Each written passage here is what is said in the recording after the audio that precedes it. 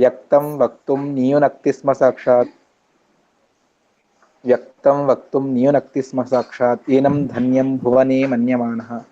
లోకంలో ఇంకెవరూ లేరు నా మహాభారతాన్ని అర్థం చేసుకున్నటువంటి, పరిపూర్ణంగా అర్థం చేసుకున్నటువంటి వారు మధ్వాచార్యుల వారు మాత్రమే అని చెప్పేసి, అందువల్ల ఆ మధ్వాచార్యుల వారినే ఆజ్ఞ చేస్తారు, ఆదేశిస్తారు, నీవు నా గ్రంథానికి వ్యాఖ్యానాన్ని రాయాలి అని చెప్పేసి చెబుతారు.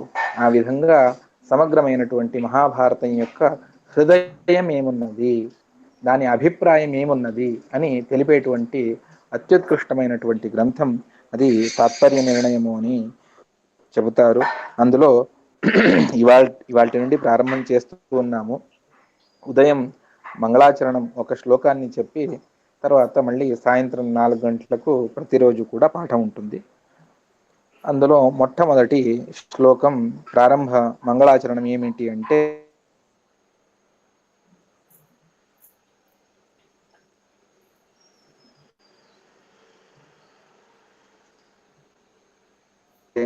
నారాయణాయ పరిపూర్ణ గుణార్ణవాయ విశ్వోదయ స్థితి లయోన్యతికారణాయ వితతాయ నమో నమస్తే అని సాక్షాత్తుగా సకల దేవతా సార్వభౌముడైనటువంటి ఆ నారాయణుడికి మొట్టమొదట నమస్కారాన్ని చేస్తూ ఉన్నారు.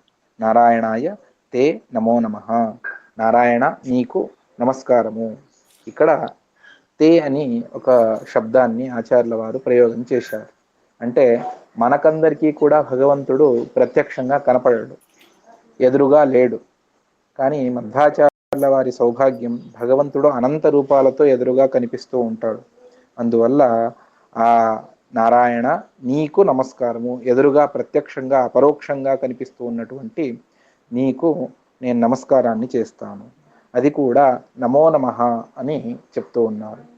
ఎందుకు అంటే ఆదర నైరంతర్యంతో చేసినటువంటి భక్తితో చేసినటువంటి నిరంతరంగా చేసేటువంటి నమస్కారమే అది మన దోషాలన్నింటినీ కూడా తొలగించి వేస్తుంది.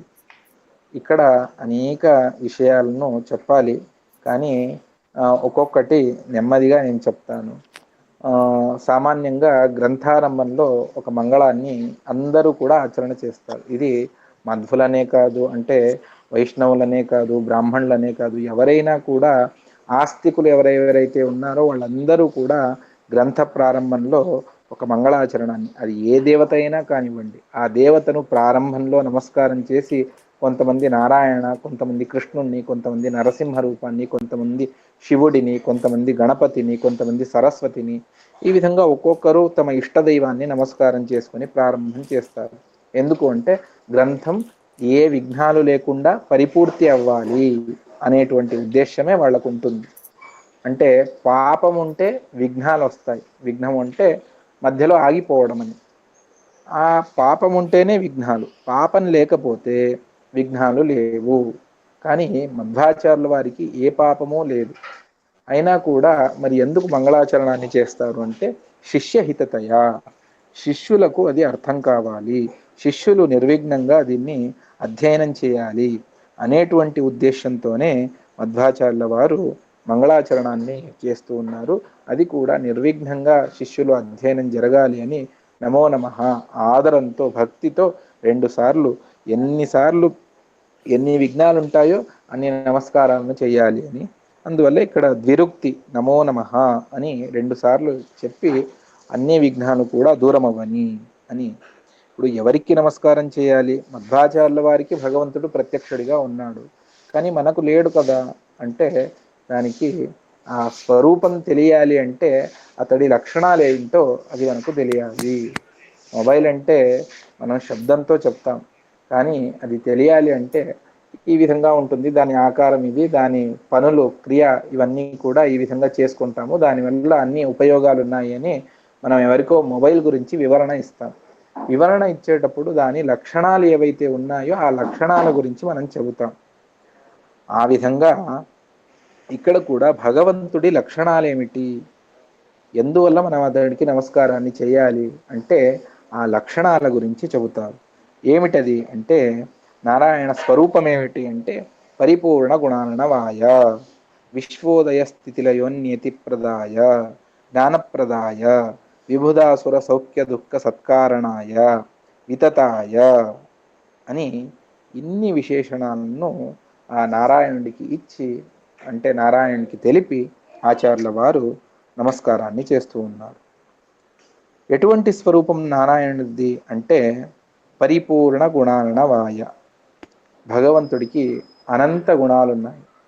ఒకటి కాదు, రెండు కాదు, అనంత గుణాలున్నాయి. ఆ అనంత గుణాలు కూడా పరితః అంటే దేశ కాలాలలో పరిపూర్ణమైనవి. అనంత దేశంలో వ్యాప్తి చెంది ఉంది. అంటే ఇక్కడ ఎక్కడ మనం ఉన్నామో అక్కడ భగవంతుడు అవ్యక్తంగా ఉన్నాడు. అక్కడ కూడా భగవంతుడి గుణాలు ఉన్నాయి.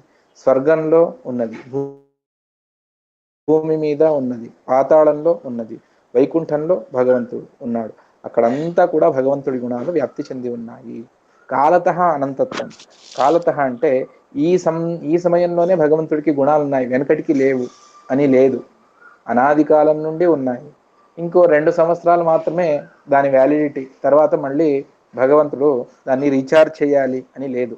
భగవంతుడికి అనంత కాలం వరకు కూడా ఆ గుణాలు శాశ్వతంగానే ఉంటాయి అని పరితః దేశతః కాలతః పూర్ణమైనటువంటి, అంటే ఒక్కొక్క గుణం కూడా అనంతం. భగవంతుడి ఆనందం అనంతంగా ఉంటుంది, భగవంతుడి జ్ఞానం అనంతంగా ఉంటుంది, భగవంతుడి శక్తి అది అనంతంగా ఉంటుంది, భగవంతుడి స్వాతంత్ర్యం అది అనంతంగా ఉంటుంది, భగవంతుడి కాంతి అది అనంతంగా ఉంటుంది, భగవంతుడి స్వాతంత్ర్యం అది అనంతంగా ఉంటుంది. ఈ విధంగా ప్రతి ఒక్కటి కూడా భగవంతుడికి అనంతంగానే ఉన్నాయి, ఏది అల్పంగా లేదు. ఆ విధమైనటువంటి పరిపూర్ణ గుణములతో అర్ణవాయ. అర్ణవ అంటే మనకు తెలియడానికి సముద్రాన్ని దృష్టాంతంగా ఇస్తూ ఉంటారు శాస్త్రాల్లో. ఎందుకంటే సముద్రం కంటే పెద్దది మనకు గోచరించదు. ఆకాశం ఒకటి ఉన్నది, దాన్ని కొన్ని సందర్భాల్లో చెప్తారు. ఎక్కువగా సముద్రాన్ని దృష్టాంతంగా ఇస్తారు. మానవుల బుద్ధికి గోచరించేటువంటిది సముద్రం, అందువల్ల సముద్రాన్ని దృష్టాంతంగా ఇచ్చి చెబుతారు. అంటే ఈ గుణాలు అనంతంగా ఉన్నాయి, ఒక్కొక్క గుణం కూడా భగవంతుడికి అనంతంగానే ఉన్నది. అందువల్ల పరిపూర్ణ గుణాలనవాయ. అదేవిధంగా జగత్తు యొక్క సృష్టి స్థిత్యాదులు ఎవరు చేస్తారు అంటే మనకు సామాన్యంగా అనిపించేటువంటిది ఏమిటి అంటే సృష్టిని బ్రహ్మదేవుల వారు చేస్తారు, స్థితిని మహావిష్ణువు చేస్తాడు, లయాన్ని నాశనాన్ని శంకరుడు చేస్తాడు అని. కానీ ఇది తప్పు, శాస్త్ర విరుద్ధమైనటువంటి మాటలు ఇవన్నీ కూడాను అని చెప్పేసి. ఎందుకు అంటే ఒక సూత్రం, బ్రహ్మసూత్రాల్లో 2వ సూత్రం ఓం జన్మాద్యస్యేతః అనేటువంటిది ఒక సూత్రం. ఆ సూత్రంలో స్వయం వేదవ్యాసుల వారే సృష్టి స్థిత్యాదులు అన్నీ కూడాను ఆ నారాయణుడే చేస్తాడు, ఆ మహావిష్ణువే చేస్తాడు అని స్పష్టంగా చెప్పారు. అందువల్ల ఇక్కడ దాన్ని గురించి ఆచార్యుల వారు చెప్తూ ఉన్నారు. విశ్వ అంటే జగత్తుకు, ఉదయ అంటే ఉత్పత్తి అర్థాత్ సృష్టి, మరియు స్థితి అంటే పాలనం, లయ అంటే నాశనం, ఉన్నియతి అంటే వాళ్ళ వ్యాపారాల్లో ప్రేరణ ఇవ్వడం. ఇవే మొదలైనటువంటివన్నీ కూడా లోకానికి ఇచ్చేటువంటి వాడెవరు అంటే భగవంతుడు. ఇందులో కూడా అవాంతర విషయాలు, శాస్త్రీయమైనటువంటి విషయాలు చాలా ఉన్నాయి. సృష్టి అంటే అందరికీ సృష్టి లేదు, ఒక్కొక్కరికి ఒక్కొక్క విధమైనటువంటి సృష్టిని శాస్త్రం చెబుతుంది. జీవులకు సృష్టి లేదు, జీవుడు అనాది నిత్యుడు, అందువల్ల జీవుడికి దేహం ఇవ్వడమే సృష్టి. అదేవిధంగా ఏవైతే సృష్టించబడేటువంటి జడ వస్తువులు ఉన్నాయో దానికి అభూత్వా భావిత్వము అనేటువంటి ఒక సృష్టిని చెబుతుంది శాస్త్రం. ఆ విధమైనటువంటి సృష్టి, కొన్నిటికి ఉపచయము అని చెబుతారు, ఆ విధమైనటువంటి సృష్టి అది సృష్టి. స్థితి అంటే 2 విధాల స్థితిని మనకు చెప్తుంది శాస్త్రం. ఒకటి అన్నపానాదులను ఇచ్చి మనల్ని రక్షించడం, అన్ని విధాల ఆ జీవులను రక్షించడం, ఇది ఒక విధమైనటువంటి స్థితి అయితే, రెండవది జ్ఞానాన్ని ప్రసాదించి మోక్ష మార్గంలో వాడు ముందుకు వెళ్ళడానికి కావలసినటువంటిది ఏదైతే ఉందో అటువంటి స్థితి, అది 2వ స్థితి. అంటే సాంసారికంగా సుఖంగా ఉండడానికి కావలసినటువంటి అన్ని పదార్థాలను భగవంతుడిస్తాడు, అది ఒక విధమైనటువంటి స్థితి. 2వ స్థితి ఆ శాస్త్రాలను గురువుల ద్వారా బోధించి వాళ్లకు సన్మార్గంలో ముందుకు తీసుకువెళ్ళి తన అద్భుతమైనటువంటి అపరోక్ష జ్ఞానానికి సాధనమైనటువంటి జ్ఞానాన్ని ప్రసాదించడం, ఇది ఒక విధమైనటువంటి స్థితి. లయ, సృష్టిలో ఏ విధంగా అనేక ప్రభేదాలు ఉన్నాయో అదేవిధంగా నాశనంలో కూడా అన్ని ఏక విధమైనటువంటి నాశనం లేదు. ఇప్పుడు ఏదో ఒక వస్తువు ఉంది, దాన్ని పగలగొడతాం. కుండ ఉంది, దాన్ని పగలగొడతాం, అది పొడిగా మారుతుంది, అంటే మట్టి పెంకులన్నీ కూడా పడి చూర్ణమైపోతుంది. ఇప్పుడు ఇంకేదో వస్తువు ఉంది, దాన్ని మిక్సర్లో వేస్తే అది పిండిగా మారిపోతుంది. ఈ విధంగా నాశనం అనేటువంటిది వస్తువుకు ఉంటుంది, కానీ ఏక విధమైనటువంటి నాశనం అది లేదు. దాన్ని లయ అనేటువంటి ఆ లయాన్ని నాశనం చేసేటువంటి వాడు కూడా భగవంతుడే. మరొకటి ఏమిటి అంటే ఉన్నియతి. ఉన్నియతి అంటే ఒక్కొక్కరికి వాళ్ళ కర్మానుసారంగా అంతర్యామిగా ఉన్నటువంటి భగవంతుడు ప్రేరణ చేస్తూ వెళతాడు. అంతర్యామిగా ఉన్నటువంటి భగవంతుడు తర్వాత నువ్వు ఈ కార్యాన్ని చేయాలి, ఈ కార్యాన్ని చేయాలి, ధియో యోన ప్రచోదయాత్ అని మనం ఏదైతే గాయత్రి మంత్రంలో చదువుకుంటామో ఆ విధంగా భగవంతుడు ఉన్నియతి. బ్రహ్మదేవుల వారికి కూడా ప్రేరణ చేసేటువంటి వాడు భగవంతుడే, దేవతలకు ప్రేరణ చేసేటువంటి వాడు భగవంతుడే, గంధర్వ, యక్ష, రాక్షస, కిన్నర, అసుర అందరికీ ప్రేరణ చేసేటువంటి వాడు. అదేవిధంగా మానవులకు, ప్రాణులకు, పశుపక్షులకు వాళ్ళ అంతర్యామిగా ఉండి తర్వాత ఈ పనిని చేయాలి, ఆ బుద్ధి వస్తుంది, కార్యాన్ని దేహంతో చేస్తాడు. అందువల్ల ఆ అంతర్యామిగా ఉండి ప్రేరణ చేయటం అనేటువంటిది ఏదైతే ఉందో దాన్ని ఉన్నియతి అని పిలుస్తాం. ఇవన్నీ ఇచ్చేటువంటి వాడు భగవంతుడే. అదేవిధంగా జ్ఞానప్రదాయ, అజ్ఞానాన్ని ప్రసాదించేటువంటి వాడు భగవంతుడే. అదేవిధంగా జ్ఞానాన్ని ప్రసాదించేటువంటి వాడు. జ్ఞానంలో రెండు విధాలు, ఒకటి పరోక్ష జ్ఞానము, రెండవది అపరోక్ష జ్ఞానము. పరోక్ష జ్ఞానము అంటే శాస్త్రముల ద్వారా భగవంతుణ్ణి తెలుసుకోవడం ఏదైతే ఉన్నదో అది పరోక్ష జ్ఞానం. ఆ పరోక్ష జ్ఞానాన్ని పరిపూర్ణంగా తెలుసుకున్న తర్వాత ఉపాసనాది ద్వారా ఆ భగవంతుడిని ధ్యానాది విశిష్టమైనటువంటి ప్రక్రియ ఉన్నది. ఆ ప్రక్రియ ద్వారా భగవంతుడిని సాక్షాత్కరించుకోవడం ఏదైతే ఉన్నదో అది అపరోక్ష జ్ఞానము. అటువంటి ఆ అపరోక్ష జ్ఞానాన్ని ఇచ్చేటువంటి వాడు కూడా ఇదే భగవంతుడే. ఆ భగవంతుడు ఎవరికి ఇస్తాడు దీన్ని అంటే విబుధ అసుర సౌఖ్య దుఃఖ సత్కారణాయ. ఎవరికైతే అపరోక్ష జ్ఞానం కలిగిందో అటువంటి విబుధ అంటే దేవతలంటే కేవలం దేవతలు మాత్రమే కాదు, ఎవరు మోక్షయోగ్య జీవులున్నారో, సుజీవులున్నారో, సజ్జీవులున్నారో అటువంటి ఆ సుజీవులకు, అపరోక్ష జ్ఞానాన్ని సంపాదించినటువంటి మహానుభావులకు భగవంతుడు సౌఖ్య, తన మోక్షలోకంలో పరిపూర్ణమైనటువంటి సుఖాన్ని ప్రసాదిస్తాడు. ఎవరైతే భగవంతుడికి విరుద్ధంగా వెళ్ళి భగవంతుడిని విరుద్ధంగా తెలుసుకుంటారో అటువంటి అసుర అంటే కేవలం రాక్షసులు, అసురులు అని మాత్రమే కాదు, ఎవరైతే భగవంతుడికి విరుద్ధంగా చెప్పేటువంటి భగవత్ సిద్ధాంతానికి, వేదశాస్త్రాల సిద్ధాంతానికి విరుద్ధంగా చెప్పేటువంటి వాళ్ళు ఎవరైతే ఉన్నారో వాళ్ళందరికీ కూడా దుఃఖాన్ని భగవంతుడే ఇస్తాడు.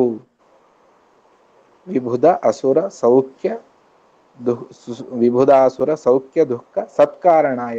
వీటన్నింటికీ కూడా ప్రధానమైనటువంటి కారణకర్త భగవంతుడే తప్ప వేరే వాళ్ళు కాదు. భగవంతుడి అనుజ్ఞతో వేరే వాళ్ళు కూడా చేస్తారు, కానీ అంతర్యామిగా వాళ్ళల్లో ఉండి కూడా, ఇప్పుడు ఎక్కడైనా సృష్టిని బ్రహ్మదేవుల వారు చేశారు అంటే ఒప్పుకుంటాం, కానీ స్వతంత్రంగా బ్రహ్మదేవుల వారు సృష్టిని చేయరు, ప్రధానంగా బ్రహ్మదేవుల వారు సృష్టిని చేయరు. వాళ్ళలో అంతర్యామిగా బ్రహ్మదేవుల వారిలో బ్రహ్మ అనేటువంటి పేరుతో భగవంతుడే ఉండి సృష్టిని చేస్తాడు.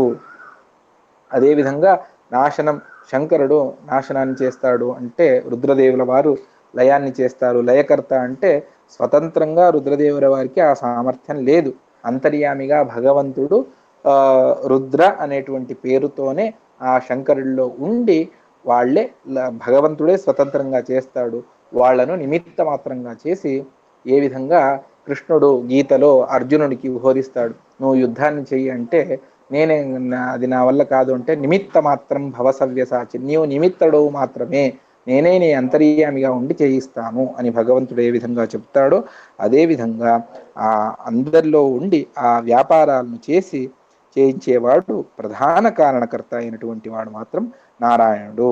అతడు ఎలా ఉంటాడు అంటే వితతాయ సకల దేశకాలాలలో పరిపూర్ణంగా వ్యాప్తి చెంది ఉంటాడు భగవంతుడు. అటువంటి ఆ నారాయణుడికి అంటే అనంత దేశకాలంలో వ్యాప్తి చెందినటువంటి నారాయణుడు మధ్వాచార్యుల వారికి ప్రత్యక్షంగా కనిపిస్తూ ఉన్నాడు. అటువంటి ఆ నారాయణుడికి నేను నమస్కారాన్ని చేస్తూ ఉన్నాను అని చెప్పేసి ఆ భగవంతుడికి విశేషంగా నమస్కారాన్ని చేసి ఇక్కడ ఈ గ్రంథాన్ని ప్రారంభం చేస్తూ ఉన్నాడు. ఇక్కడ మొట్టమొదట అధ్యాయం ఇది సర్వశాస్త్రార్థ నిర్ణాయకం. సకల శాస్త్రాలను నిర్ణయించేటువంటిది ప్రధానమైనటువంటి విశేషమైనటువంటి ప్రమేయాలను మనకు కలిగేటువంటి అనేక సందేహాలను ఈ దీంట్లో మధ్వాచార్యుల వారు పరిహారం చేస్తారు. చాలా అద్భుతమైనటువంటిది ఇది. ఇందులో అనేక శృత్యర్థాలు అర్థాత్ వేదవాక్యాలు వస్తాయి. దాన్ని అర్థం చేసుకోవడం కాస్త ఇబ్బంది అవుతుంది. ఎప్పుడైతే అంటే మధ్వాచార్యుల వారి వాక్య సరణి మనకు తెలియనప్పుడు వాక్యం ఏ విధంగా ఉంటుంది, అభిప్రాయం ఏ విధంగా ఉంటుంది అనేది అంటే దాన్ని ప్రారంభంలో అర్థం చేసుకోవడం కాస్త ఇబ్బంది అవుతుంది. అందువల్ల దీన్ని తర్వాత చెప్తాను. రెండవ అధ్యాయం మహాభారత వాక్యాలతోనే మహాభారతం ఎంత సర్వోత్తమమైనటువంటి గ్రంథం, దాని సమానమైనటువంటి గ్రంథం మరొకటి లేదు అని చెప్పేటువంటిది ఆ సిద్ధాంత విషయాలన్నింటినీ కూడా రెండవ అధ్యాయంలో చెప్పి, మూడవ అధ్యాయంలో దశావతారాలు కాస్త సృష్టిని చెప్పి 4 నుంచి 9 వరకు రామాయణ కథనంతా కూడా నిర్ణయం చేస్తారు. తర్వాత 10వ అధ్యాయంలో సాక్షాత్ వ్యాస భగవానుడి యొక్క అవతారం, అందులో వచ్చేటువంటి మనకు ఉన్నటువంటి లోకంలో ఉన్నటువంటి అనేక ప్రవాదాలు అర్థాత్ విపరీతమైనటువంటి మాటలు ఏవైతే ఉన్నాయో దాన్నంతా కూడా నిరాకరణ చేసి దాని తరువాత 11 నుంచి 32 వరకు మహాభారతాన్ని సమగ్రంగా నిర్ణయం చేస్తూ వెళ్ళేటువంటి గ్రంథం మహాభారత తాత్పర్య నిర్ణయ గ్రంథం. ఇందులో రామాయణాన్ని నిర్ణయం చేస్తారు, అదేవిధంగా మహాభారతాన్ని కూడా నిర్ణయం చేస్తారు. అయినా కూడా దీనికి వ్యాఖ్యానాన్ని రచించేటప్పుడు వాదిరాజ శ్రీపాదుల వారు ఒక అద్భుతమైనటువంటి మాటను చెబుతారు. ఏమిటి అంటే బహువిధ కథాసంగ్రాహకత్వేపి అస్య గ్రంథస్య శ్రీమన్ మహాభారత తాత్పర్య నిర్ణయాఖ్య ఈశన్ నీరమిశ్రిత క్షీరస్యాపి క్షీరబాహుల్యేన క్షీరత్వోక్తివత్. ఇందులో అనేక విషయాలను చెప్పినప్పుడు దీన్ని మహాభారత తాత్పర్య నిర్ణయం అని ఎందుకు చెప్పారు? రామాయణ విషయాలను చెప్పినందువల్ల రామాయణ తాత్పర్య నిర్ణయం అని కూడా చెప్పొచ్చు కదా అంటే, పాలు ఎక్కువగా ఉన్నాయి, అందులో కాస్త నీళ్లు మిశ్రితమయ్యాయి, కాస్త పంచదార అందులో ఉంది, అప్పుడు దాన్ని మనం పంచదార అని పిలవం. ఏది ఎక్కువగా ఉంటుందో దాన్ని ఆ శబ్దంతో మనం, కాస్త నీళ్లు ఉన్నా కూడా దాన్ని మనం పాలనే వ్యవహారం చేస్తాం తప్ప నీళ్లు అని వ్యవహారాన్ని చేయం. ఇది మన అందరి అనుభవంలో ఉన్నటువంటి మాట. ఇది ఏ విధంగానో అదే విధంగా ఇక్కడ మహాభారతాన్ని బహు అధ్యాయాల్లో సరిసుమారు 22 అధ్యాయాల్లో మహాభారత కథనే ఇక్కడ నిర్ణయాన్ని చేస్తూ ఉన్నారు. అందువల్ల ఇక్కడ దీనికి ఈ పేరు మహాభారత తాత్పర్య నిర్ణయం అనేటువంటి పేరు ఇది సార్థకమవుతుంది అని వాళ్ళు చెప్తూ ఉన్నారు. ఆ విధంగా దీనికి మహాభారత తాత్పర్య నిర్ణయం అని పేరు. ఇందులో చివర్లో ఆచార్యుల వారు చెబుతారు, ధర్మాది మోక్షాంత పుమర్థ హేతు. భగవంతుడికి ఈ గ్రంథం వల్ల చాలా ప్రీతి. ఈ గ్రంథం మీద విశేషంగా ఎందుకంటే తనే చెప్పి రాయించుకున్నటువంటి గ్రంథం.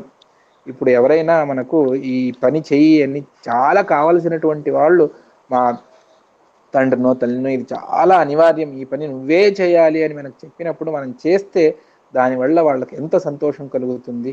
అదేవిధంగా భగవంతుడికి కూడా తన కుమారుడైనటువంటి సాక్షాత్ మధ్వాచార్యుల వారి ద్వారా ఈ అద్భుతమైనటువంటి కార్యాన్ని చేయించినందువల్ల ఇది భగవంతుడికి చాలా చాలా కావలసినటువంటి గ్రంథం.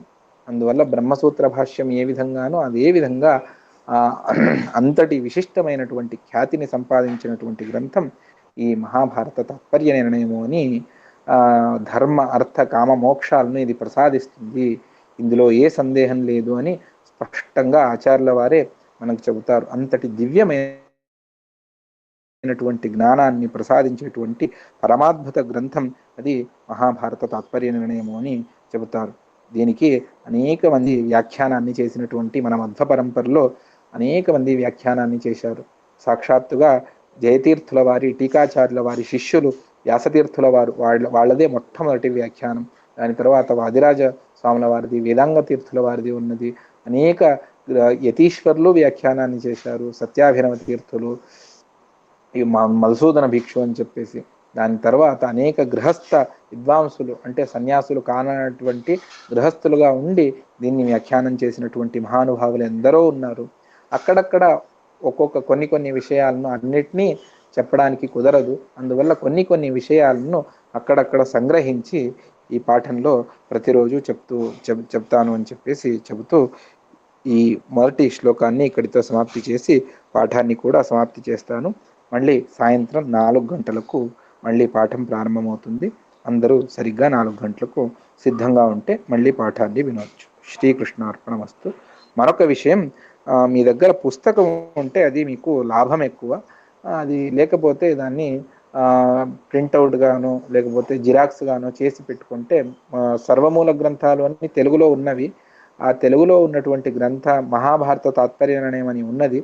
అందులో కొన్ని పేజీలను ప్రస్తుతానికి మనం జిరాక్స్ చేసి పెట్టుకుంటే అది మనకు ఉపయోగపడుతుంది. పుస్తకం ఉంటే అధ్యయనానికి విశేష లాభము. అందువల్ల దాన్ని పెట్టుకుంటే మీకు లాభం ఎక్కువ అని చెప్పేసి చెప్తూ ఇక్కడితో సమాప్తి చేస్తున్నాను. శ్రీకృష్ణార్పణమస్తు. కాయేన వాచా మనసా ఇంద్రియైర్వా బుద్ధ్యాత్మా వా అనుసృత స్వభావం కరోమి యద్యత్ సకలం పరస్మై నారాయణాయ సమర్పయామి. శ్రీకృష్ణార్పణమస్తు. అందరికీ వినబడుతోంది కదా? ఎక్కడ డిస్టర్బెన్స్ లేదు కదా? సరే సరే. శ్రీకృష్ణార్పణమస్తు. నమస్కారం ఆచార్య. నమస్కారం. హరే. అయిపోయిందా? 4 గంటలకు చెప్తారు, కరెక్ట్ టైం. 4. సరే సరే. నమస్కారం. నమస్కారం. నమస్కారం. నమస్కారం అండి.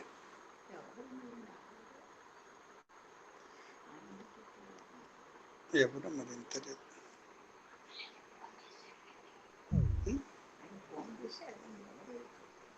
ఇది ఆయన చేస్తారు, చూస్తున్నారు.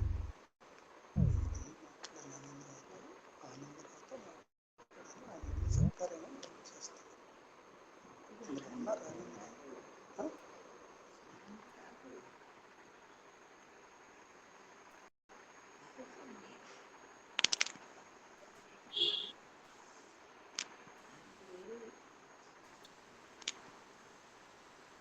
అది పంపిస్తూ ఉంటాను.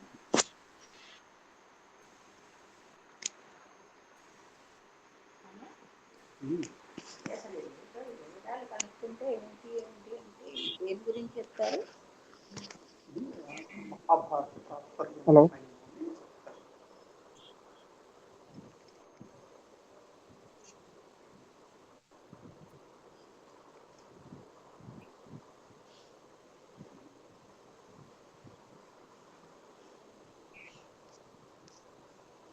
ఇంటూ కొట్టేయాలి. ఆయన ఫోన్ చేస్తారు.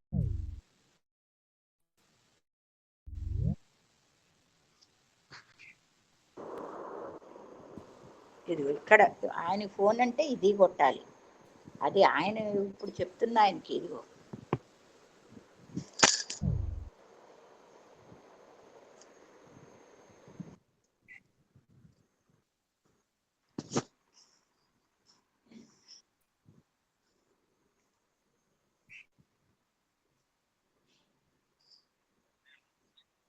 నమస్కారం ఆంధ్రారు. నమస్కారం ఆనందరారు. హలో, వినిపిస్తుంది అండి? హలో, వచ్చారు. హలో హలో అంటున్నారు. కాసేపు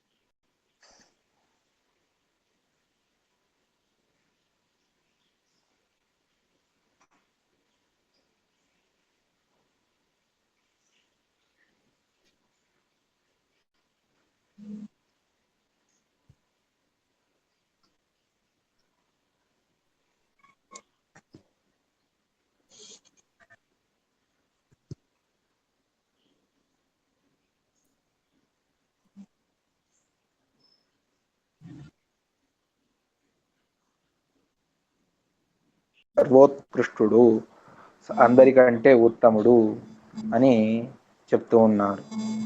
ఇక్కడ ఆ భగవంతుడిని మరికొన్ని విశేషణాలతో చెప్తారు. ఎటువంటి వాడు భగవంతుడు అంటే అచింత్య. ఆ భగవంతుడు ఆలోచన చేయడానికి భగవంతుడిని పూర్తిగా మనం తెలుసుకుంటాము అంటే సాధ్యపడదు. మన యోగ్యతానుసారంగా మనం భగవంతుడిని తెలుసుకోవాలి తప్ప భగవంతుడిని పరిపూర్ణంగా తెలుసుకుంటాను అని ఎవరి వల్ల కాదు. ఎవరి వల్ల అంటే లక్ష్మీదేవి వల్ల కూడా కాదు. అనాది కాలం నుండి అనంతకాలం వరకు భగవంతుడి పక్కనే, అర్థాత్ నిత్య ముక్తురాలై ఉన్నది. అంటే ఆమెకు సంసారం అనేటువంటిదే లేదు. అంటే ఎల్లప్పుడూ భగవంతుడి సమీపంలోనే ఉండి భగవంతుడి గుణాలను ఆలోచన చేస్తూ ఉన్నా కూడా ఆ లక్ష్మీదేవి కూడా పరిపూర్తిగా భగవంతుడిని తెలుసుకోలేదు. అంతటి గుణపరిపూర్ణుడు భగవంతుడు. అందువల్ల అచింత్య. చింత్య అంటే ఆలోచన చేయడానికి యోగ్యమైనటువంటిది. అచింత్య అంటే ఆలోచన చేయలేం. భగవంతుడి గురించి పూర్తిగా తెలుసుకోవాలి అంటే వీలు పడనటువంటి వాడు అచింత్య. మరేటువంటి వాడు అంటే సర్వదేవైక వంద్య. సకల దేవతలు కూడా భగవంతుణ్ణి నమస్కారం చేస్తారు. సకల దేవతల ద్వారా నమస్కరించబడేటువంటి వాడు ఆ భగవంతుడు. మరేటువంటి వాడు అంటే పరమగురువు. పరమగురువు, అందరికీ కూడా ఆ భగవంతుడే గురువు. సజ్జనానాం అభీష్టావాప్తిద.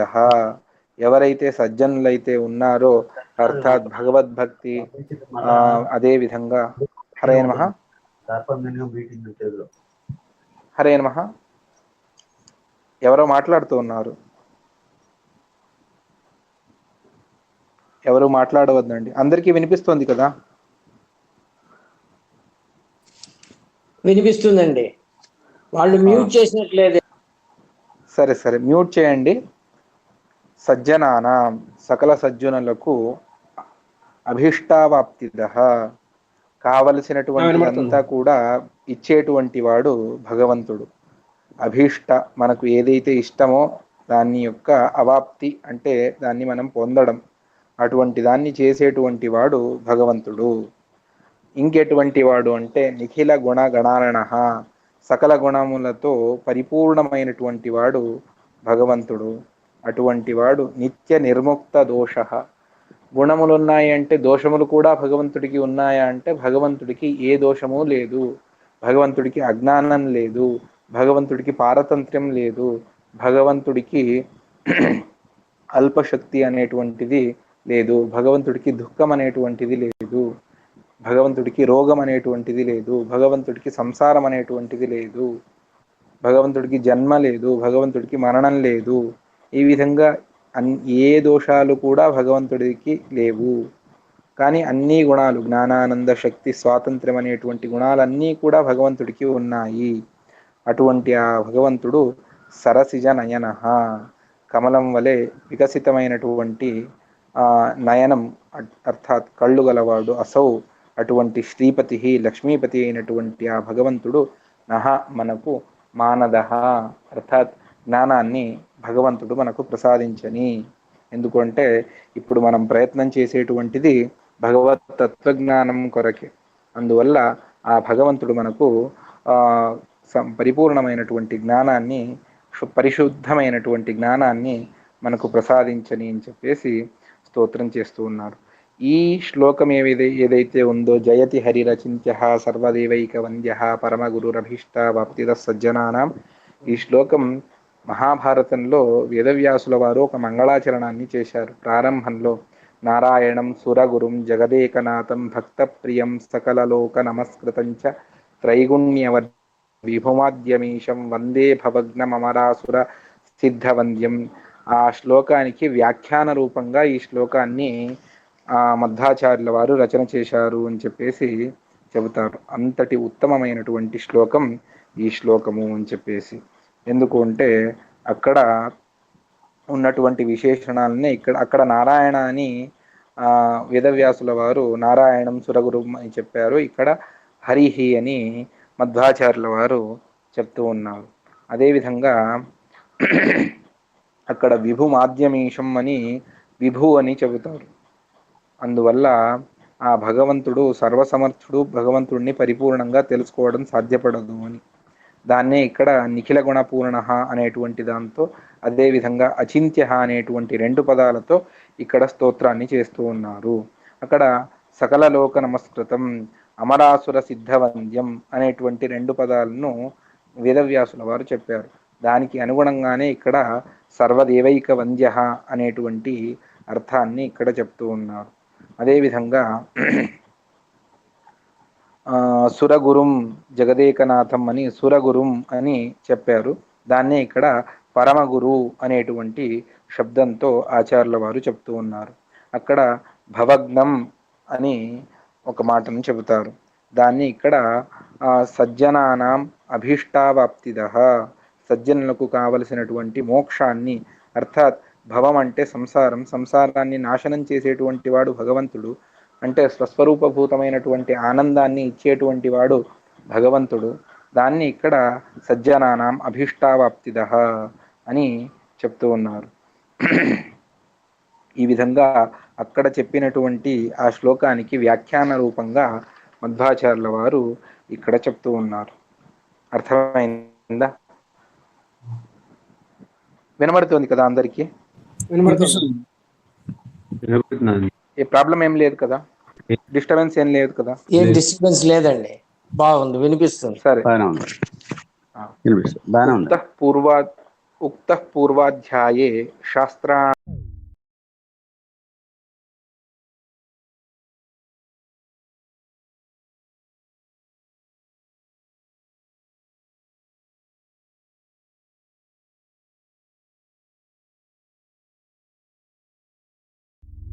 శాస్త్రముల దివ్య అంటే దేవతా సంబంధమైనటువంటి పరహ నిర్ణయ కృత ఉక్త, సర్వోత్తమమైనటువంటి నిర్ణయం అంటే ఇదమిత్తం అనేటువంటి జ్ఞానం, ఇది ఇదే విధంగానే, దీనికి తప్ప వేరే విధంగా లేదు అన్నటువంటి జ్ఞానం ఏదైతే ఉందో, ఏదైతే వస్తు నిర్ధారణ ఉందో దాన్ని నిర్ణయము అని చెబుతాం.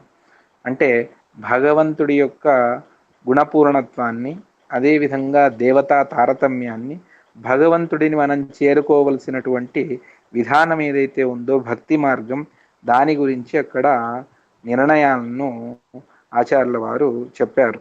దాన్ని ఇక్కడ మనకు అనువాదం చేసి ఇక్కడ కొత్త దాన్ని దేన్ని చెప్తూ ఉన్నాను అని ఈ శ్లోకంలో చెప్తూ ఉన్నారు. అంటే వెనుకటికి సర్వశాస్త్ర నిర్ణయాలను నేను చెప్పాను పూర్వాధ్యాయంలో. అథ అనంతరం భారత వాక్యాన్ని, మహాభారతంలో కొన్ని వాక్యాలు ఉన్నాయి. అవి కొంచెం క్లిష్టమైనటువంటి వాక్యాలు. కొన్ని వాక్యాలను మాత్రమే తీసుకొని ఏతైరేవ ఆ మహాభారత వాక్యాలతో, అదేవిధంగా ఇంకొన్ని పురాణ వాక్యాలను కూడా ఇక్కడ జోడించి అధ్యవస్యంతే, ఆ మహాభారత వాక్యాలకు కూడా ఆ వెనుకటికి ఏ నిర్ణయాన్ని అయితే మనం చెప్పుకున్నామో ఆ నిర్ణయాన్నే మళ్ళా ఇక్కడ మహాభారత వాక్యాలతో కూడా అదే అర్థాన్నే మనం ఇక్కడ నిర్ణయం చేస్తూ ఉన్నాము. సకల శాస్త్రాలు అంటే శాస్త్రము ఉన్నదానికి ఆచార్యుల వారు ఒక అద్భుతమైనటువంటి అర్థాన్ని మనకు బ్రహ్మసూత్ర భాష్యాల్లో ఓం శాస్త్రయోనిత్వాత్ ఓం అనేటువంటి ఒక సూత్రం, ఆ సూత్ర వ్యాఖ్యాన సమయంలో ఆచార్యుల వారు చెబుతారు. ఋగాది 4 వేదములు, ఋక్, యజుర్, సామ, అథర్వ, అదేవిధంగా మహాభారతము, మూల రామాయణము, వీటిని శాస్త్రమని పిలుస్తారు. ఇంకా దానికి అనుకూలమైనటువంటి పంచరాత్రములు, ఇవన్నీ కూడా శాస్త్ర శబ్దంతోనే మనం పిలుస్తాం. అటువంటి ఆ శాస్త్రాలను, సర్వశాస్త్రాల నిర్ణయాన్ని అక్కడ చెప్పి ఇప్పుడు ప్రత్యేకంగా మహాభారతాన్ని మనం నిర్ణయం చేయడానికి వెళుతూ ఉన్నాం. అందువల్ల మహాభారతంలో ఉన్నటువంటి కొన్ని వాక్యాలను తీసుకొని భగవంతుడి సర్వోత్తమత్వాన్ని, అదేవిధంగా రమాబ్రహ్మాది దేవతల తారతమ్యాన్ని కూడా మనం స్పష్టంగా ఇక్కడ చెప్తూ ఉన్నాము. అనేక పురాణ వాక్యాలను కూడా ఇందులో జోడించి మనం దాన్ని నిర్ణయాన్ని చేస్తాము అని చెప్తూ ఉన్నారు. దానికి మధ్యలో ఒక ప్రశ్న ఏమిటి అంటే, ఇన్ని పురాణ వాక్యాలు ఇవన్నీ కూడా ఉన్నాయి కదా, దాన్ని మనమే అధ్యయనం చేస్తే అది మనకు అర్థమైపోతుంది.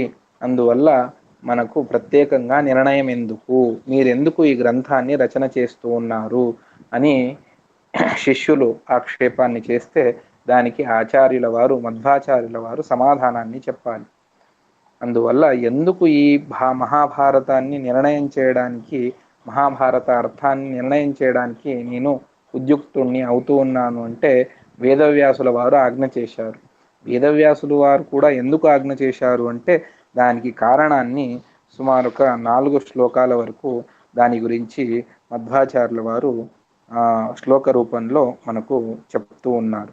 ఏమైంది పరిస్థితి అంటే మహాభారతాన్ని రచించి ఇప్పటికీ సుమారు 5,500 సంవత్సరాలు మనకు గడిచిపోయాయి. ఆ మధ్యలో ఎప్పటి వరకైతే పాండవ సంతతి దాని ముందు వరకు కూడా అది రచన అయిన తర్వాత 1000 సంవత్సరాలు 1500 సంవత్సరాల వరకు కూడా అది పరిశుద్ధంగానే ఉండింది. దాని తర్వాత ఎప్పుడు కలియుగం విశేషంగా ప్రారంభమైంది, ఆ కలియుగంలో అందులో అనేక మార్పులు గ్రంథాల్లో వచ్చేశాయి. ఆ ఏ మార్పులు అన్నదాన్ని స్వయంగా మధ్వాచార్యుల వారే చెబుతారు. అందువల్ల ఈ విధంగా ఉన్నటువంటి గ్రంథమే అది పరిపూర్ణంగా లేదు. అదేవిధంగా మానవుల యొక్క బుద్ధిశక్తి కలియుగంలో చాలా తగ్గిపోతుంది. ఏది పరతత్వము ఏది కాదు అని నిర్ణయం చేసుకోవడం చాలా కష్టం. అందువల్ల మానవులకు అది సాధ్యపడనటువంటి విషయం. అందువల్ల నేనే దీన్ని నిర్ణయం చేసి చెబుతాను అని మధ్వాచార్యుల వారు చెప్తూ ఉన్నారు. ఏమైంది గ్రంథాలలో అంటే దాన్ని చెబుతారు. క్వచిత్ గ్రంథాన్ ప్రక్షిపంతి క్వచిత్ అంతరితానపి కుర్యుః క్వచిచ్చ వ్యత్యాసం ప్రమాదాత్ క్వచిదన్యథా. ఏమైంది అంటే గ్రంథములను క్వచిత్ ప్రక్షిపంతి, ప్రక్షేపణ చేస్తారు. అంటే తమకు తోచినటువంటి కాలంలో రచన చేసేటప్పుడు అప్పట్లో ప్రింటింగ్ అనేటువంటి వ్యవస్థ లేదు. అందువల్ల ఒక పుస్తకాన్ని చూసుకొని మరొకరు రాసుకోవాలి. ఆ సమయంలో ఏమవుతుంది అంటే తమకు తోచినటువంటి ఎన్నో శ్లోకాలను అందులో మధ్యలో చేర్చేవాడు. ఉన్నటువంటి శ్లోకాలను తీసేసి తమకు తెలిసినటువంటి ఎన్నో శ్లోకాలను అందులో మధ్యలో చేర్చారు. దాన్ని ప్రక్షేపణము అని పిలుస్తారు. అందులో లేనటువంటి శ్లోకాలను తీసుకువచ్చి అందులో చేర్చడం అది ప్రక్షేపణం. క్వచిత్ అంతరితానపి, దాన్ని అక్కడ ఉన్నటువంటి దాన్ని తీసివేయడం ఏదైతే ఉందో దాన్ని అంతరిత అని పిలుస్తారు. అంటే అక్కడ విష్ణు సర్వోత్తమత్వాన్ని బాగా చెప్పబడి ఉన్నది మహాభారతంలో. ఎందుకు అంటే దాని గురించి కూడా ఇదే అధ్యాయంలోనే ఆచార్యుల వారు చెప్తారు. వేదే రామాయణే చైవ పురాణే భారతే తథా ఆదావంతే చ మధ్యే చ విష్ణు సర్వత్ర గీయతే అని స్వయం మహాభారతంలోనే వ్యాసుల వారు చెప్పినటువంటి శ్లోకం. అది ఇప్పటికీ కూడా మనకు మహాభారతంలో, మూల మహాభారతంలో కనిపిస్తుంది. అంటే వేదంలో, రామాయణంలో, పురాణాల్లో, మహాభారతంలో ఆదౌ ప్రారంభంలో భగవంతుడిని కీర్తన చేస్తారు. మధ్య మధ్యలో అవకాశం వచ్చినప్పుడు అంతా కూడా భగవంతుడి గుణోత్కర్షత్వాన్ని, భగవంతుడి సర్వోత్తమత్వాన్ని ప్రతిపాదిస్తాయి శాస్త్రాలు. కానీ ఎవరైతే విష్ణు సర్వోత్తమత్వాన్ని అంగీకరించడానికి ఎవరికైతే మనస్సు లేదో అటువంటి వాళ్ళు ఏం చేశారు అంటే ఆ విష్ణుత్కర్షాన్ని, విష్ణు సర్వోత్తమత్వాన్ని చెప్పేటువంటి ఆ అధ్యాయాలను, ఆ శ్లోకాలను అన్నిటినీ కూడా తీసివేశారు. క్వచిద్ అంతరితానపి, అటువంటి తీసివేయబడ్డటువంటివి అంతరిత అని పిలుస్తారు. అదేవిధంగా కుర్యు క్వచిచ్చ వ్యత్యాసం, కొంతమంది ఒకరు చేసినటువంటి పనిని మరొకరి పేరు మీద చేసినటువంటి గ్రంథాలు, మహాభారత గ్రంథాలు ఎన్నో మనకు కనిపిస్తాయి. అది వ్యత్యాసము అని చెబుతారు. భీమసేనుడు సంహరించినటువంటి ఎంతో మందిని అర్జునుడు సంహరించాడు అన్నట్టుగా కొంతమంది చెప్పేశారు. అందువల్ల ఈ విధంగా కుర్యు క్వచిచ్చ వ్యత్యాసం ప్రమాదాత్ క్వచిద్ అన్యథ. ఇంకా ప్రమాదాత్, రాసేటువంటి లేఖకుల యొక్క బుద్ధి దోషం వల్ల అది విపరీతంగా మారిపోయింది. వాళ్ళ భ్రాంతి వల్ల అన్యథా పాఠం అందులో పరిపూర్ణంగా నిక్షిప్తమైపోయింది. విపరీతమైనటువంటి బుద్ధితో వాళ్ళు దాన్ని లేఖనం చేశారు, రచన చేశారు. ఈ విధంగా అంటే ఉన్నటువంటి దాన్ని తీసేశారు, లేనటువంటి దాన్ని అందులో చేర్చారు, ఇమర్చారు. అదేవిధంగా వ్యత్యాసాన్ని చేశారు. తమ బుద్ధికి తోచినట్టుగా తమ అజ్ఞానం వల్ల అందులో విపరీతమైనటువంటి శ్లోక రచన చేసేసి విరుద్ధంగా రాసి పెట్టారు. ఈ విధంగా ఇది కాకుండా తర్వాతి శ్లోకం అనుత్సన్నా అపి గ్రంథాః వ్యాకులా ఇతి సర్వశః ఉత్సన్నాః ప్రాయశః సర్వే కోట్యంశోపి నవర్తతే. ఇది ఉత్సన్నమైనటువంటిది అంటే నాశనమైనటువంటిది అనేటువంటి అర్థం. ఇంకా అనుత్సన్న ఏది సరిగా ఉంది అని మనం చెప్పుకున్నా కూడా అందులో సర్వశః వ్యాకులాహ దాన్ని నిర్ణయం చేసుకోవడం మానవులకు చాలా కష్టమైనటువంటి పని. ఎందుకు అంటే ఈ మహాభారతంలోనే వస్తుంది. ఏమిటి అంటే 3 భాషలను చెబుతారు. సమాధి భాష, దర్శన భాష, గుహ్య భాష అని. అదేవిధంగా 7 ప్రకారాలను చెబుతుంది. గోమూత్రి ప్రఘసస్తత అని ఇదే మహాభారత తాత్పర్య నిర్ణయంలో 9వ అధ్యాయంలో చెబుతూ దాని గురించి అంతా విస్తారంగా చెబుతారు. ఏమవుతుంది అంటే గోవు మూత్రం చేస్తే ఎలా ఉంటుంది అంటే కాస్త మూత్రం చేసి మళ్ళీ ఆపేస్తుంది, తర్వాత మళ్ళీ వస్తుంది. ఇక్కడ కూడా కథలలో ఏమవుతుంది అంటే ఒక కథ ప్రారంభమవుతుంది, మధ్యలో వేరే కథ వచ్చేస్తుంది, దాని తర్వాత మళ్ళీ ఈ కథ కంటిన్యూ అవుతుంది. ఈ విధంగా చెప్పేటువంటి రీతులు ఎన్నో ఉన్నాయి. అదేవిధంగా మనకు అర్థం కానటువంటి భాషలు కొన్ని ఉన్నాయి. అది దేవతాగమ్యమైనటువంటి భాషలు. అటువంటి భాషల్లోనే కొన్నిటిని వ్యాసుల వారు రచన చేశారు. అది దేవతలకు మాత్రమే తెలియాలి అనేటువంటి ఉద్దేశంతోనే. అందువల్ల మహాభారతంలో ఉన్నది ఉన్నట్టుగా అర్థం చేసేసుకుంటే మాత్రం చాలా ఇబ్బంది పడతాం. దానికి పరిపూర్ణంగా మనం పెద్ద గొయ్యిలో పడ్డట్టే, ప్రపాతంలో పడ్డట్టే. ఆ విధంగా మహాభారతం ఉంటుంది. అందువల్ల దాని పైకి కనిపించేటువంటి అర్థాన్ని తెలుసుకోవడం చాలా కష్టం. మహానుభావులు మాత్రమే దాన్ని నిర్ణయించి చెప్పేటువంటి శక్తి కలవారు, లేకపోతే దాన్ని చెప్పలేము. అందువల్ల అనుత్సన్నాః అపి గ్రంథాః వ్యాకుల దాన్ని నిర్ణయం చేసుకోవడం చాలా కష్టం.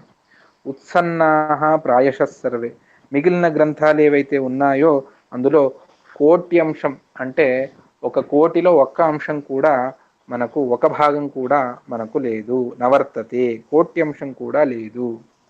సరే గ్రంథాలు అని అంటున్నారు, ఎన్నున్నాయవి అంటే దాని గురించి బృహదారణ్యక భాష్యంలో మధ్వాచార్యుల వారే ఒక మాటను చెబుతారు. అది బృహదారణ్యక ఉపనిషత్తులో అవ్యాకృత బ్రాహ్మణం అనేటువంటి ఒక చాప్టర్. అవ్యాకృత బ్రాహ్మణం అనేటువంటిది అక్కడ ఒక సందర్భంలో ఆచార్యుల వారు చెప్పేటువంటి మాట ఇది. ఏమిటి అంటే శతకోటయ పంచరాత్రం 100 కోటి శ్లోకాలు ఉన్నాయి. పురాణం తావదేవచ పురాణాలు, ఆ పురాణాలు కూడా మిగిలిన అన్ని పురాణాలు కూడా తావదేవ 100 కోటి శ్లోకాలు అందులో ఉన్నాయి. రామస్య చరితం తావత్ మూల రామాయణం హయగ్రీవ రూపంతో భగవంతుడు ఉపదేశం చేసినటువంటి మూల రామాయణం కూడా అది 100 శ్లోకాలు పరిపూర్తి. 100 కోటి శ్లోకాలు, 100 శ్లోకాలు కాదు, 100 శతకోటి శ్లోకాలు. అందువల్లనే శతకోటి అని చెప్పేసి రామరక్షా స్తోత్రంలో ఏకైకమక్షరం పుంస శతకోటి ప్రవిస్తరం అనేటువంటి మాట మనకు అందులో వినబడుతుంది. అందువల్ల ఈ శతకోటి శ్లోకాలు పంచరాత్రము నారాయణ రూపంతో చెప్పినటువంటిది, అది 100 కోటి శ్లోకాలు. పురాణాలు అంతే. రామస్య చరితం తావత్ మూల రామాయణం హయగ్రీవ రూపంతో భగవంతుడు ఉపదేశించినటువంటిది, అది కూడా 100 కోటి శ్లోకాలు. ఇంకా అనంతమైనటువంటి వేదాలు, ఇంకా దాని అంగ ఉపాంగాలు శిక్ష కల్ప నిరుక్త ఛందస్సు జ్యోతిష్యం వ్యాకరణం ఇవన్నీ కూడా అంగోపాంగాలు. వాటిని అన్నిటినీ కూడా సర్వాధిక్యం ఎత్ర విష్ణోహో తాత్పర్యాత్ సముదీర్యతే, ఈ సమగ్రమైనటువంటి ఇంత విస్తారమైనటువంటి శబ్దశాస్త్రంలో భగవంతుడి సర్వోత్తమత్వాన్ని ఇవన్నీ కూడాను పరిపూర్ణంగా ప్రతిపాదిస్తాయి. కానీ ఇప్పుడు మనకు ఆ పంచరాత్రం పూర్తిగా లేదు, కొంత భాగం మాత్రమే మిగిలింది, ఇంకా పూర్తిగా వెళ్ళిపోయింది. పురాణాలు ఇప్పుడు మనకు ఉన్నటువంటివి వ్యాసుల వారు దాన్ని రచించి ఇచ్చినటువంటిది. అది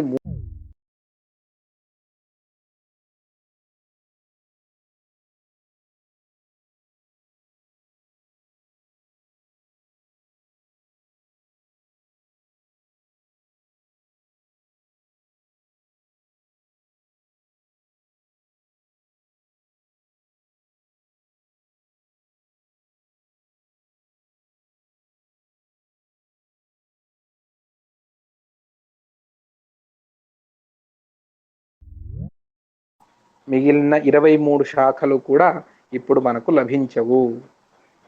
అదేవిధంగా యజుర్వేదంలో 101 శాఖలు ఉండేవి, ప్రభేదాలు ఉండేవి.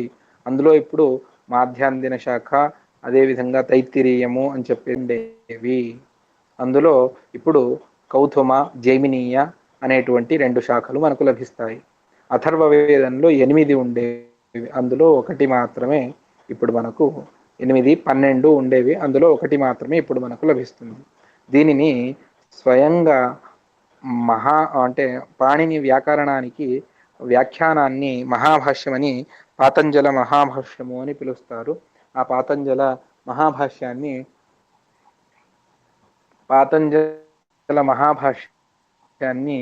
రచన చేసినటువంటి పతంజలి మహర్షి తన వ్యాకరణ మహాభాష్యంలో దీని గురించి ప్రస్తావన చేస్తారు. అప్పటికే ఋగ్వేదంలో ఇప్పుడు ఆ 2 శాఖలు కూడా వెళ్ళిపోయి ఒకే ఒక్క శాఖ మాత్రమే మిగిలింది, ఆశ్వలాయన శాఖ అని దాన్ని పిలుస్తారు. ఆశ్వలాయన శాఖల శాఖము అని చెప్పేసి దాన్ని పిలుస్తారు.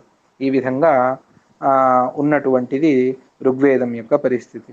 కానీ వేదాలు ఎన్ని ఉన్నాయి అంటే అనంతమైనటువంటి వేదాలు ఉన్నాయి అని శాస్త్రం మనకు అనంతా వై వేదాహ అని స్వయం వేదమే చెబుతుంది.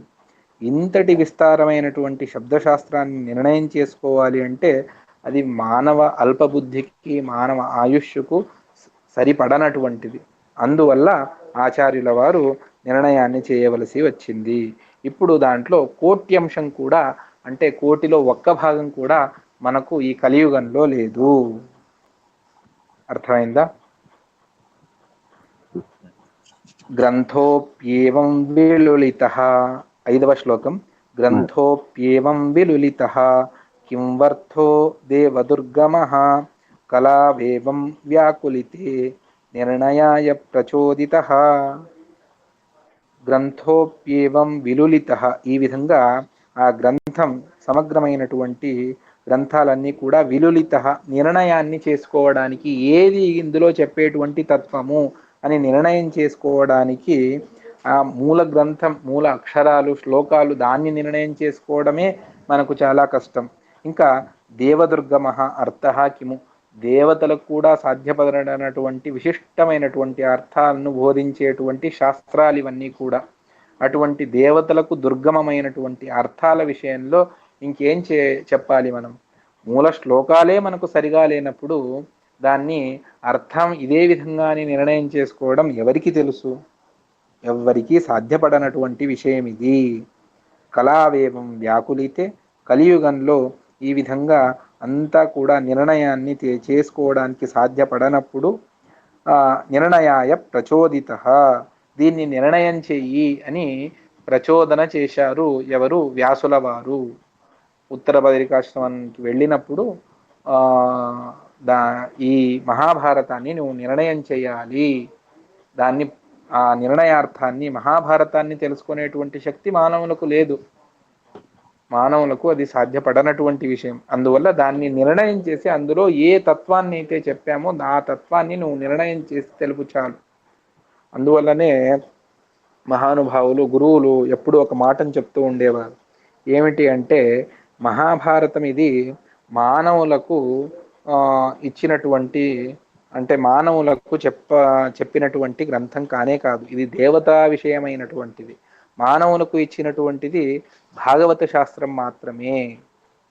అందువల్లనే మధ్వాచార్యుల వారు భాగవతానికి శ్లోక వ్యాఖ్యానాన్ని చేస్తారు. కానీ మహాభారతానికి శ్లోక వ్యాఖ్యానాన్ని ఆచార్యుల వారు చేయలేదు. మధ్వాచార్యుల వారు మొత్తం అంతా కలిపి తత్వం ఏదైతే ఉన్నదో దాన్ని, ఆ తత్వాన్ని, అదేవిధంగా ఇది నిర్ణయం ఏమిటి, ఈ కథకు నిర్ణయం ఏమిటి అన్నదాన్ని నిర్ణయాన్ని చెప్తూ ఆచార్యుల వారు వెళతారు. అటువంటిది ఈ మహాభారతం. అందువల్ల ఆ భగవంతుడే ప్రేరణ చేశాడు, ఆ భగవంతుడే చెప్పాడు. అందువల్ల ఆ భగవంతుడి ప్రచోదన ద్వారా నేను ఇక్కడ నిర్ణయాలను చెబుతాను అని మధ్వాచార్యుల వారు చెప్తూ ఉన్నారు. అర్థమైందా? ఏమన్నా ప్రశ్నలు ఉంటే అడగండి, లేకపోతే చివరిలో అడగండి, చివరిలోనే చెప్తాను. పాఠం అంతా అయిన తర్వాత ఒక 10 నిమిషాలు ప్రశ్నోత్తరాలకు అవకాశం ఉంటుంది, అవశ్యంగా అడగవచ్చు. 6వ శ్లోకం. హరిణా నిర్ణయాన్ వచ్మి విజానన్ తత్ ప్రసాదతః శాస్త్రాంతరాణి సంజానన్ వేదాంశ్చాస్య ప్రసాదతః. హరిణా, ఆ భగవంతుడి ద్వారా, నిర్ణయాయ ప్రచోదితః, వెనుకటి శ్లోకంలో చివరి 2 పదాలు నిర్ణయాయ, ఆ భగవంతుడి ద్వారానే నేను ఈ నిర్ణయాలను చెప్పడానికి ఆ భగవంతుడే ఆజ్ఞ చేశాడు. అందువల్ల తత్ప్రసాదతః, ఆ భగవంతుడి అనుగ్రహం ద్వారా, విజానన్, నిర్ణయాలను నేను ఈ మహాభారతాన్ని, సకల శాస్త్రాలను బాగా తెలుసుకున్నాను. ఏ విధంగా అంటే భగవంతుడి అనుగ్రహంతో. అందువల్ల నిర్ణయాన్ వచ్మి, నేను నిర్ణయం చేయడానికి నేను సమర్థుడిని. సకల శాస్త్రాలు కూడా పరిపూర్ణంగా తెలుసుకున్నటువంటి వారు మధ్వాచార్యుల వారు. అందువల్ల నేను దాన్ని తెలుసుకొని నిర్ణయాలను చెబుతాను. కేవలం మహాభారతం మాత్రమే కాదు, శాస్త్రాంతరాణి సంజానన్ అస్య ప్రసాదతః, ఆ భగవంతుడి అనుగ్రహం ద్వారానే వేదాన్, సకల వేదములను తెలుసుకున్నాను. శాస్త్రాంతరాణి సంజానన్, మిగిలిన శాస్త్రాలను కూడా తెలుసుకొని ఈ మహాభారతాన్ని నేను నిర్ణయం చేయడానికి ఉద్యుక్తుణ్ణి అయ్యాను. అంటే మహాభారతాన్ని చెప్పేటప్పుడు కేవలం మహాభారతం మీద మాత్రమే దృష్టి ఉంటే వేదాల్లో ఒక్కొక్క చోట వేరే విధంగా చెబుతారు. పంచరాత్రంలో ఒక విధంగా అదే విషయాన్ని చెప్పి ఉంటారు. దానికి దీనికి విరోధం అనేటువంటిది కనిపిస్తూ ఉంటుంది.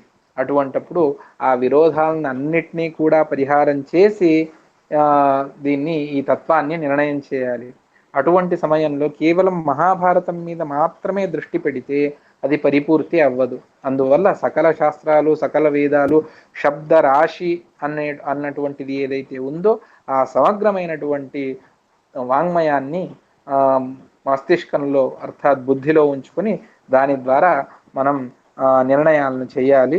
నేను అదే విధంగా ఇక్కడ చేస్తూ ఉన్నాను అని ఆచార్యుల వారు చెప్తూ ఉన్నారు.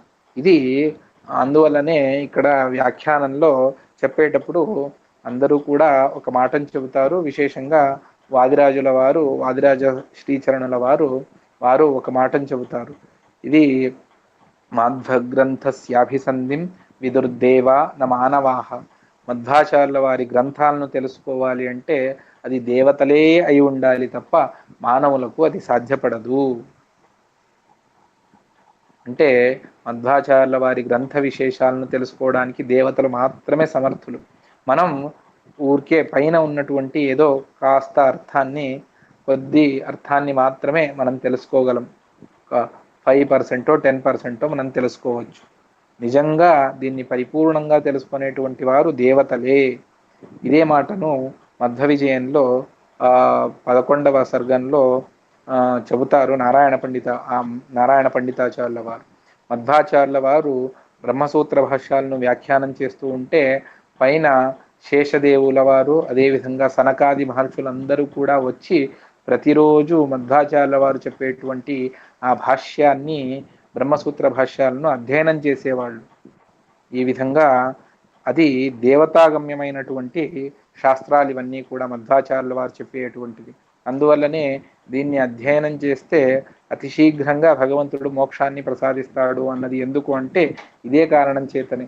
దేవత అనుగ్రహం కలగాలి మనకు, మధ్వాచార్యుల వారి అనుగ్రహం కలగాలి మనకు, భగవంతుడి అనుగ్రహం తప్పకుండా మనకు కలగాలి అంటే మధ్వాచార్యుల వారి గ్రంథాలను, వాళ్ళు చెప్పినటువంటి తత్వాలను ముక్త మనస్సుతో మనం, అంటే ఏ విధమైనటువంటి మధ్వాచార్యుల వారు మనవారు అనేటువంటిది ఆగ్రహం లేకుండా మీరు చదవండి.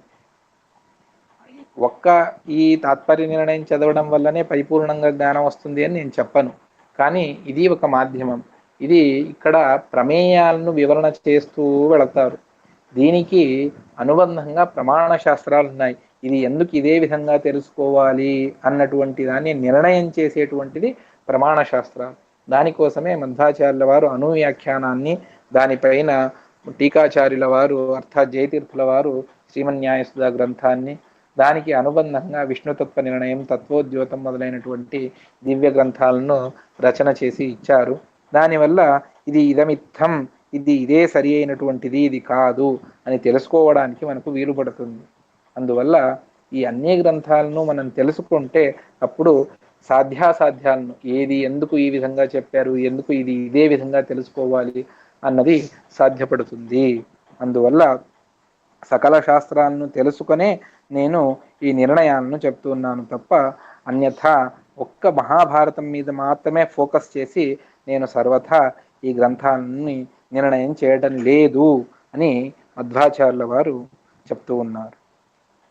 తర్వాతి శ్లోకం, దేశే దేశే తథా గ్రంథాన్ దృష్ట్వా చైవ పృథగ్విధాన్ యథా స భగవాన్ వ్యాసః సాక్షాన్నారాయణ ప్రభుః. ఆచార్యుల వారు నానా దేశాలను సంచరించారు. సమగ్రమైనటువంటి బద్రయాత్రను 3 సార్లు చేశారు. అప్పుడు సమగ్రమైనటువంటి భారతదేశాన్ని సంచారం చేశారు. దేశే దేశే తథా గ్రంథాన్, నానా దేశాలకు వెళ్ళినప్పుడు అక్కడ ఉన్నటువంటి రాజాస్థానంలో లేకపోతే మహామహా విద్వాంసుల ఇళ్లలో ఉన్నటువంటి అనేక గ్రంథాలను దృష్ట్వా చూసి, అవి ఎటువంటివి అంటే పృథక్ విధాన్, ఆంధ్రలో కేరళలో ఒక పాఠం, అదేవిధంగా కర్ణాటక ఆంధ్ర ప్రాంతానికి వస్తే ఒక పాఠం, మహారాష్ట్ర గుజరాత్ ప్రాంతానికి వెళితే ఒక పాఠం, ఇటువైపు ఒరిస్సా ఉత్కళ ప్రాంతానికి వెళితే మరొక పాఠం, బంగాళ ప్రాంతానికి కాశీ ప్రాంతానికి వెళితే మరొక పాఠం. ఈ విధంగా ఒక్కొక్క దేశంలో ఒక్కొక్క విధమైనటువంటి పాఠాలు ఉన్నాయి. ఉత్తర పాఠంలో ఈ నారాయణం సురగురం అనేటువంటి మొదటి శ్లోకం లేనే లేదు. అది మంగళాచరణము అని అందరూ పెట్టుకున్నటువంటి సంప్రదాయం. కానీ ఔత్తరేయ పాఠంలో అది లేదు. అదే కేరళ పాఠంలో అది, అంటే ఆంధ్ర మరియు తమిళనాడు ఈ ప్రాంతాల్లో ఉన్నటువంటి మహాభారతాల్లో ఇది మూల పాఠము అని దాన్ని చూపిస్తారు. ఆ విధంగా ఒక్కొక్క చోట మంగళాచరణంలోనే తేడాలు వచ్చేసాయి. మొట్టమొదటి శ్లోకంలోనే వ్యత్యాసం వచ్చేసింది, భేదాభిప్రాయాలు వచ్చేసాయి. అది మూల, అంటే మంగళాచరణం, ఈ నారాయణం సురగురం అనేటువంటిది మంగళాచరణం అవునా కాదా, అందులోనే వివాదం వచ్చేసింది. అందువల్ల దేశే దేశే తథా గ్రంథాన్ దృష్ట్వా చైవ పృథగ్ విధాన్, నానా విధమైనటువంటి వ్యత్యాసాలు కనిపించాయి.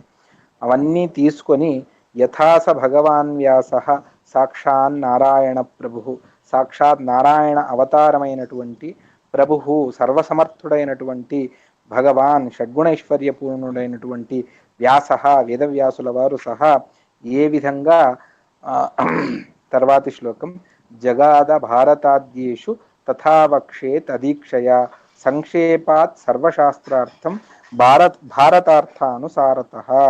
ఆ వ్యాసుల వారు భారతాది తమ గ్రంథాల్లో మహాభారతం, భాగవతం, మిగిలిన పురాణాలలో ఏ విధంగా జగాద చెప్పి ఉన్నారో, అంటే పరతత్వ నిర్ణయాన్ని ఏ విధంగా చెప్పి ఉన్నారో దాన్ని తదీక్షయా,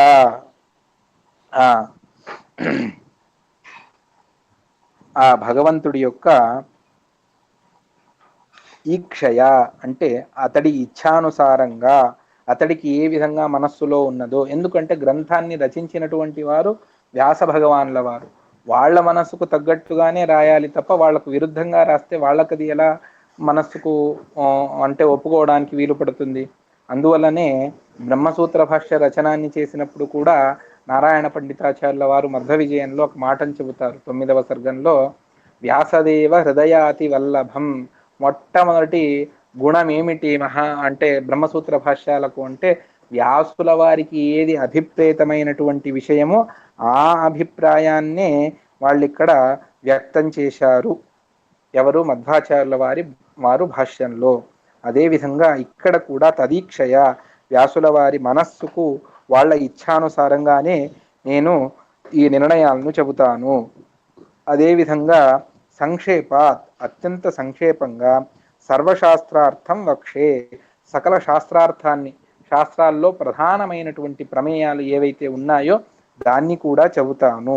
ఏ విధంగా అంటే భారతార్థానుసారత, మహాభారతాన్ని ప్రముఖంగా పెట్టుకొని మహాభారతంలో సకల శాస్త్రార్థాలు ఏ విధంగా వచ్చాయి, ఏది ప్రధానమైనటువంటి సిద్ధాంతాలు, విష్ణు సర్వోత్తమత్వం, అదేవిధంగా దేవతా తారతమ్యం, ఆ భగవంతుడే సర్వ నియామకుడు, సర్వకర్త, సృష్ట్యాది కర్త అన్నటువంటి విషయాలు ఏవైతే ఉన్నాయో, అదేవిధంగా భక్తితో భగవదారాధన అన్నటువంటిదే మోక్షానికి ప్రయోజనము, ఇటువంటి ప్రధానమైనటువంటి తత్వాలు అర్థాత్ ప్రమేయాలు ఏవైతే ఉన్నాయో దానిని, ఆ సకల శాస్త్రార్థాలను భారతార్థానుసారత, మహాభారత అర్థానికి అనుగుణంగానే నేను వక్షే, నేను అదే విధంగానే నేను చెబుతాను.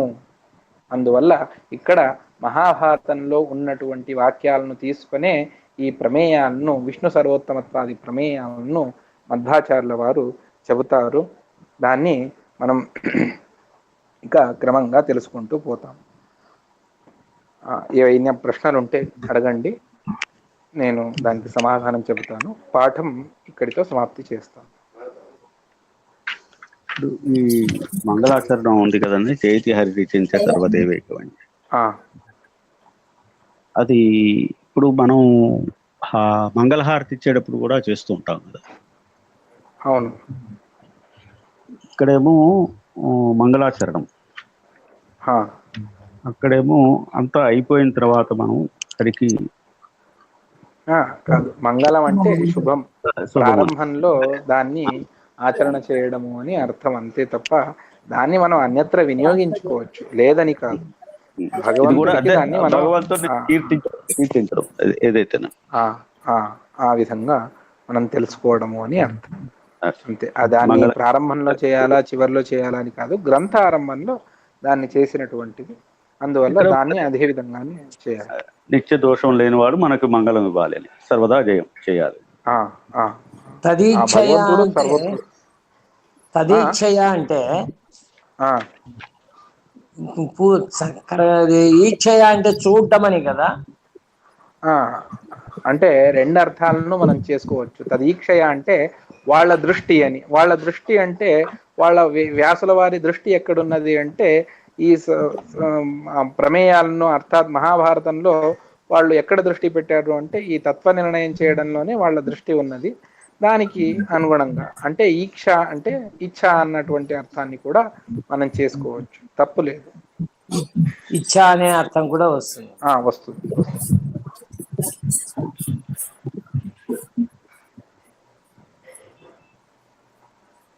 ఇంకెవరికైనా ఏమైనా ప్రశ్నలు ఉంటే అడగండి. ఆచార్య గారు, మీ పేరు చెప్పండి తర్వాత. హైదరాబాద్ నుంచి. నాకు అది సరిగా రావట్లేదండి. అంటే మీ నెట్వర్క్ ప్రాబ్లం ఉంటుందండి. అంతేనా? ఒకసారి నెట్వర్క్ అందరికీ వినపడుతుంది కదా చక్కగా? వినపడుతుంది. దానికి ఏమైనా స్పెషల్ ఏమైనా ఉందా, పాస్వర్డ్ లాంటి ఏమైనా ఉందా అని అడుగుతున్నా. ఏం లేదు, స్పెషల్ పాస్వర్డ్ ఏం లేదు. ఇప్పుడు మీరు మాట్లాడేది మాకు బాగా వినిపిస్తుంది. ఆచార్యుల వారు మాట్లాడేది మీకు వినిపిస్తుందా లేదా? వినిపిస్తుందండి సరిగ్గా. లేకపోతే గది మారండి ఏమన్నా. మీకు ఎక్కడ నెట్వర్క్ బాగా ఉంటుందో అక్కడ వెళ్ళండి, అయితే అది వినపడుతుంది. అంటే మిగిలిన వాళ్ళందరికీ వచ్చి మీకు రాకపోతే ప్రాబ్లం మీ దగ్గరే ఉంటుంది. ఇంకోసారి అడ్జస్ట్ చేసుకొని అంటే నెట్వర్క్ ప్రాబ్లం లేకుండా చూసుకోండి, వినపడుతుంది. ఇబ్బంది అలాగే ఆచార్య, నమస్కారం. మాకు కూడా బాగా అనిపిస్తుందండి. సరే. బాగున్నారా ఐగ్రమూర్తి గారు? నమస్కారం అండి. సరే. హరే ఇక్కడితో సమాప్తి చేస్తాను. మళ్ళీ రేపు 4 గంటలకు మళ్ళీ పాఠం ఉంటుంది. శ్రీకృష్ణార్పణమస్తు. నాహంకర్త హరికర్త తత్పూజా కర్మ చాఖిలం తథాపి మత్కృతా పూజా తత్ప్రసాదేన నాన్యథా తద్భక్తిస్తత్ఫలం మహ్యం తత్ప్రసాద పునః పునః కర్మన్యాసో హరావేం విష్ణోస్తుతికరస్సదా. శ్రీకృష్ణార్పణమస్తు. నమస్కారం అండి. ఆచార్య గారు, ఆచార్య గారు కట్టారు చెప్పండి అండి. హలో,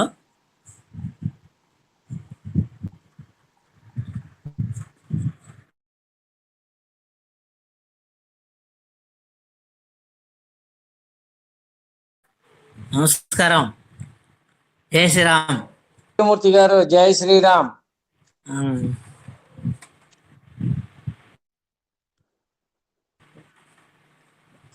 కెమెరా ఆన్ చేయండి. ఆ, ఆన్ చేశా. బాగున్నారా? చాలా రోజులైంది. ఆ, ఏం మీరు కదా, నేను కలవట్లేదు అంటే నేను మీకు మీరు కనిపిస్తున్నా? మీరు లైట్ కు బ్యాక్ సైడ్ ఉందండి. మీ లైట్ బ్యాక్ సైడ్ ఉంది. ఇప్పుడు ఇప్పుడు బాగా కనిపిస్తుంది. ఇంకో కొద్దిగా కిందికి తెంపండి కెమెరా. సరే సరే. ఉమ్. ఇప్పుడు కనిపిస్తున్నానా? బాగా కనిపిస్తుంది. ఇంకేం విశేషాలు? ఏమున్నాయి? ఉమ్. ఈ కనుక్కున్నారా బొగ్గుల గురించి? నేను కిందికి వెళ్ళలేదండి, వాడు పైకి రాలేదు. సరే సరే సరే. నేను కనుక్కుంటాను. వాడు వస్తాడు, రేపు మార్నింగ్ వస్తాడు. లేవాడు కనుక్కుంటా. తెప్పిస్తే అక్కడి నుంచి తెచ్చుకోవడం కష్టం, నాకు అదే బాధ. ఆయన వస్తాను, తిరిగి వస్తాను ఆయన. అడ్రస్ కనుక్కుంటా ఖచ్చితంగా. ఓకే ఓకే, ఉంటానండి. జై శ్రీరామ్. జై శ్రీరామ్.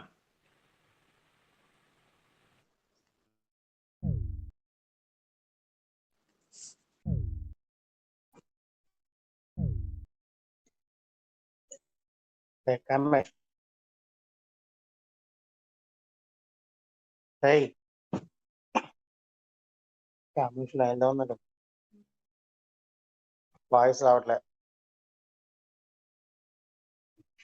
Hello hello.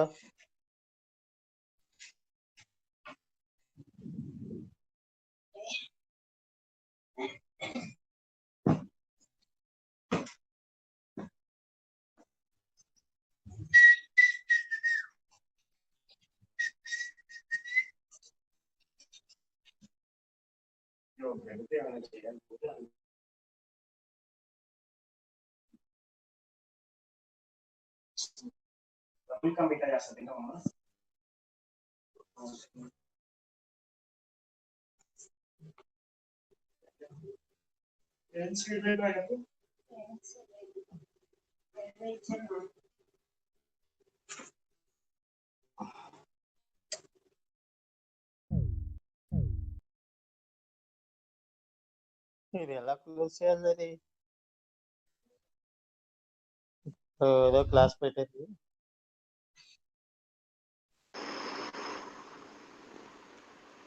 ఇది క్లోజ్ అవుతుంది చెప్పి నాకు రాదు.